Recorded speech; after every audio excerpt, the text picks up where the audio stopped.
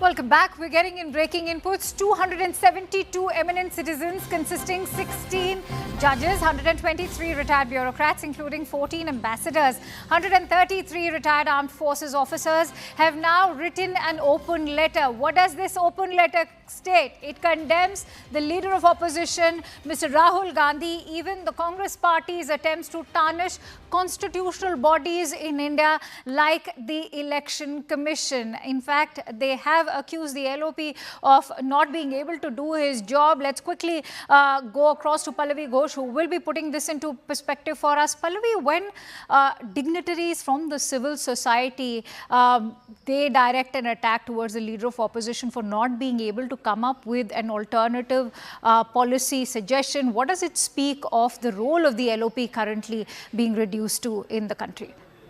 So the LOP occupies a constitutional position, as we all know, and that is where the problem is coming in from. According to 272 eminent personalities, which includes former judges, ambassadors and other experts as well, they say that, essentially an institution like the Election Commission, repeatedly you're taking pot shots at the EC, but not just that. Ganesh Kumar, who is the Chief Election Commissioner, some of the attacks have become very personal. In fact, if you look after Bihar loss of the Congress party, Akanksha, there are pictures and posters which have been created by the Congress party where they are showing Ganesh Kumar, and that is where this aversion, or rather the criticism of Rahul Gandhi is coming in, that at the end of the day, the LOP is as much a custodian of the constitution as, say, the Prime Minister and the ministers are. As an LOP or leader of the opposition, should you be respecting? You can criticize the government, raise question marks, to make those attacks at the institution.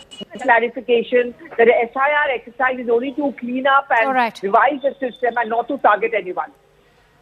Stay with me, Pallavi. In fact, let's also take our viewers through the components of that entire letter. And for that, let me quickly go across to Griha, who will take us through this letter that has been penned by all of these esteemed members. Right, Akanksha, we have that letter right here for our viewers. It's dated 18th of November. And the header, they have not really minced any words when it is coming down heavily against the leader of opposition, Rahul Gandhi, or in fact the Congress party. They have headlined it as saying assault on national constitutional authorities. They then go on to say, we, the senior citizens of civil society, express our grave concern that India's democracy is under assault, not by force, but by a rising tide of venomous rhetoric directed towards its foundational institutions. They further, in fact, have highlighted very many of the points and the certain messages that have been sent across by Rahul Gandhi through his speeches, which has been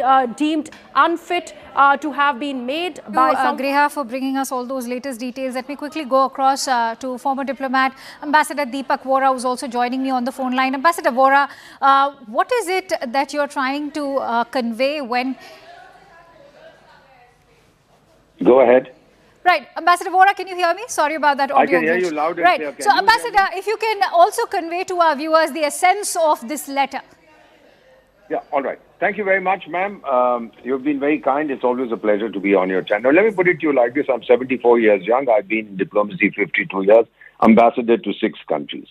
Let me put it to you very bluntly. The countries that I've served, from the most developed to those which are still considered the least developed countries, they look to India as a role model, particularly the developing world, what we call the global south, 125 countries.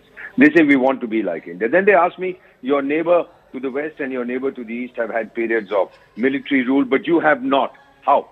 Why? Then I tell them it's the strength of our institutions.